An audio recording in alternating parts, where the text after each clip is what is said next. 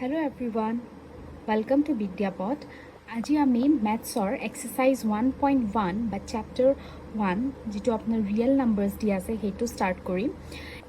এক্সাৰসাইজটো start কৰাৰ আগতে কিছুমান কথা আমি জানি ল'ব লাগিব, যেনেকে ৰেশনেল নাম্বাৰ, ইৰেশনেল নাম্বাৰ এইবোৰ কি হয়। আমি 2 divided by 3 যেটা আমি ডিভাইড কৰোঁ আমি পাওঁ 0.666 যেহেতু এটা 6 ৰিপিট হৈ আছে, এটা ডিজিটে ৰিপিট হৈ গৈ আছে, তো আমি 6ৰ ওপৰত এটা বাৰ লিখি দিব পাৰোঁ। এইটো আমি ক্লাছ 9তে শিকি আহিছোঁ। আৰু 3/2ক আমি লিখিব পাৰোঁ 0.5। 100/3ক আমি লিখিব পাৰোঁ 33.3333 এইটো কণ্টিনিউৱাছ হ'ব, চ' আমি লিখিব পাৰোঁ 33.3 বাৰ।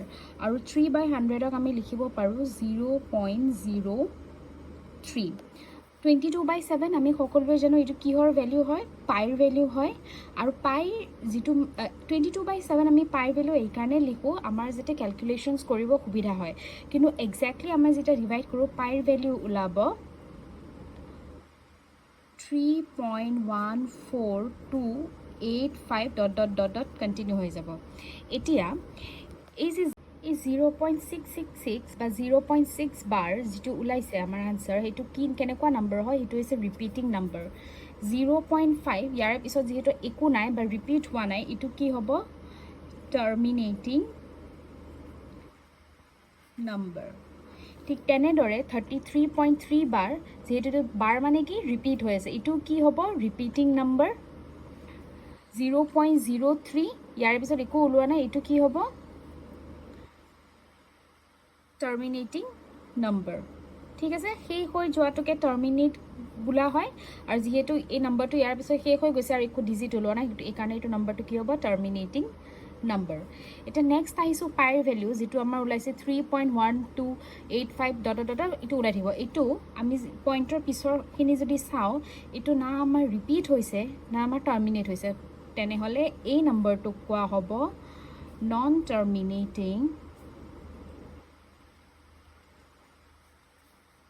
Non repeating number. ঠিক আছে, বুজি পালে আমি কি কি নাম্বাৰ পালোঁ, ৰিপিটিং নাম্বাৰ, টাৰ্মিনেটিং নাম্বাৰ, আৰু এটা পাইছোঁ আমি non terminating non repeating number. এতিয়া ৰেশনেল নাম্বাৰ মানে হ'ব যিবোৰ নাম্বাৰ আমাৰ terminating number or repeating number, মানে যিবোৰ নাম্বাৰ আমাৰ টাৰ্মিনেট হৈছে বা ৰিপিটিং হৈছে সেইবোৰ হ'ব ৰেশনেল নাম্বাৰ। আৰু ইৰেশনেল নাম্বাৰক কোৱা হয় non terminating non repeating number. ঠিক আছে, আৰু ৰেশনেল নাম্বাৰ যদি আমাৰ বুকিছ লেংগুৱেজত যদি চাওঁ কি ফৰ্মত লিখিব পাৰোঁ, P/Q ফৰ্মত লিখিব পাৰোঁ, য'ত Q is not equals to 0 and P and Q belongs to integers. Next আমি চাওঁ আহক ইউক্লিড ডিভিজন লেমা। লেমা মানে হৈছে এটা প্ৰুভেন ষ্টেটমেণ্ট, যিটো ষ্টেটমেণ্ট লৈ আমি বেলেগ এটা ষ্টেটমেণ্ট প্ৰুভ কৰোঁ। যেনেকৈ ইয়াতে ইউক্লিড ডিভিজন লেমা হৈছে A equals to BQ plus R, where R is greater than equals to 0 but less than B. ঠিক আছে, এই লেমাটো লৈ আমি এটা বেলেগ প্ৰব্লেম বা ষ্টেটমেণ্ট আমি প্ৰুভ কৰিম। ঠিক আছে, এতিয়া এই লেমাটো কেনেকৈ আহিলে আমি চাওঁ আহক। আমি দিছোঁ 25 divided by 2, যেতিয়া আমি এইটো ডিভাইড কৰোঁ লিখিম 25/2, 12 টাইমছ যাব 24, ৰিমাইণ্ডাৰ থাকিব 1। এতিয়া আমি এইটো লিখিব পাৰোঁ 25ক কেনেকৈ লিখিব পাৰোঁ, 2 into 12 plus 1, 2 into 12 24, 24 plus 1 25। ঠিক আছে, চ' এইটো বস্তুৱে আমি এনেকৈ লিখিব পাৰোঁ 25ৰ জেগাত A, 2ৰ জেগাত B, 12ৰ জেগাত Q,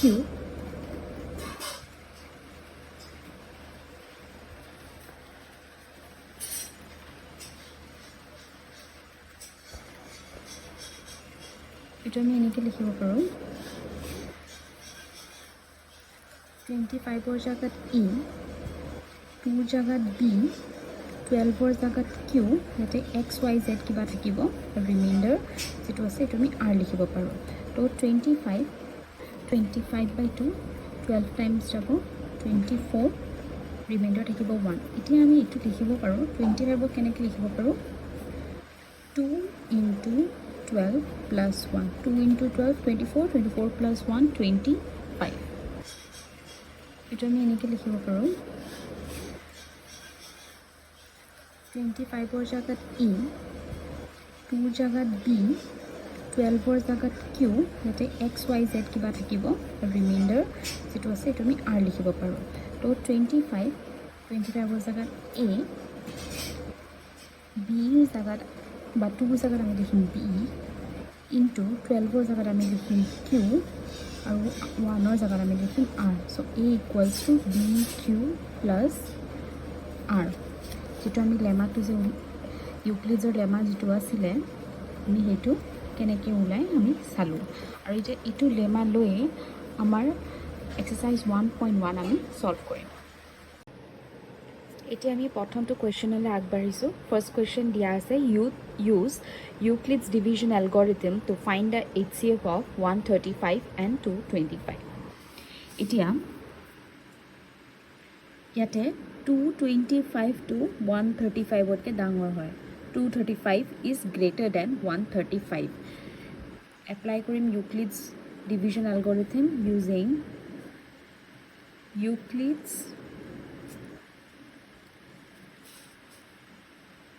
division algorithm যেটো ডাঙৰ হয় যেটো ভ্যালু দিয়া থাকে যেটো আমাৰ ডাঙৰ ভ্যালু হয় হেতু সদায় 1 হ'ব a হ'ব সৰি আৰু যেটো নেক্সট আৰু এটা ডিজিট থাকে হেতু আমাৰ সদায় b হ'ব সো a equals to 225 আৰু b equals to 135 আমি ডিভিজন কৰিম 135 ক 5 এৰে 225 ক আমি ডিভাইড কৰিম 1 টাইমছ যাব 135 এটা ৰিমাইণ্ডাৰ থাকিব 90 নেক্সট স্টেপত যেটো আমাৰ ৰিমাইণ্ডাৰ ওলাইছে 90 এইটো আমি তেতিয়ালৈকে কৰি থাকিম যেতিয়া আমাৰ ৰিমাইণ্ডাৰ 0 নহয় সো নেক্সট স্টেপত যেটো আমাৰ 90 আছে হেতু আমি ট্ৰিট কৰিম এজ b আৰু তাৰে প্ৰিভিয়াস স্টেপত যেটো আমাৰ 135 যেটো আমাৰ b আছিলে হেতু আমি ট্ৰিট কৰিম এজ a সো 90 ৰে আমি 135 ক ডিভাইড কৰিম কিমান টাইমছ যাব সেম 1 টাইম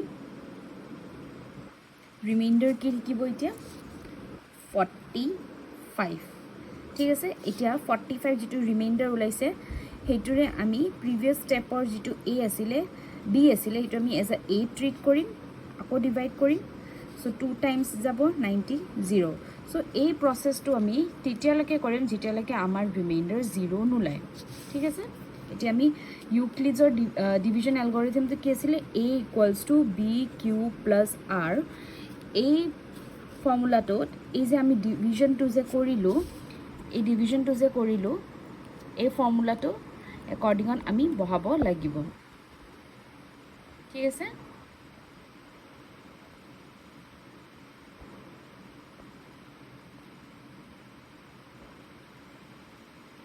সো ফাৰ্স্ট স্টেপত আমাৰ a আছিলে 225 b আছিলে 135 q1 ৰিমাইণ্ডাৰ 90 নেক্সট স্টেপত আমাৰ b হৈ যাব 135 equals to 90 into 1 plus 45 next stepot amar a ho jabo 90 so 45 into 2 plus 0 so jitialeke amar r 0 nulai titialeke ami ei process to follow korim aru jitu amar last stepot jita amar remainder jita 0 ulabo last stepot jitu b hobo ulabo heitue hoise amar HCF therefore HCF is equals to 45 ঠিক আছে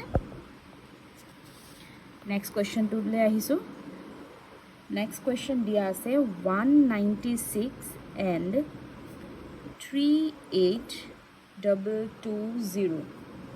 So yate ami Euclid's division algorithm follow korim. So yate 38220 is greater than 196. So A ki hobo 38220 or B hobo 196. So using Euclid's division algorithm. ঠিক আছে so 38220 আমি divide কৰিম 196 1 Times যাব 382 1 Times যাব first so reminder থাকিব 186 so 186 যেহেতু না আমি আৰু এটা ডিজিট তলত নমাই নম 1862 to 9 times jabo 9 times 196 9 times hobo 1764 remainder thakibo 980 to thakil 0 to nomai dilu so 196 5 times jabo 980 remainder thakibo 0 so etur ami a equals to b q plus r or format baham a ase amar yate 38220 equals to 196 into 195 plus 0 so ami a last problem to ami koisilo je ami a process to titia lake continue korim jetia lake amar r0 nulai jehetu amar ete r0 ulaise so hetu step up ulwa b to amar ki hoye jabo hcf therefore hcf is equals to 196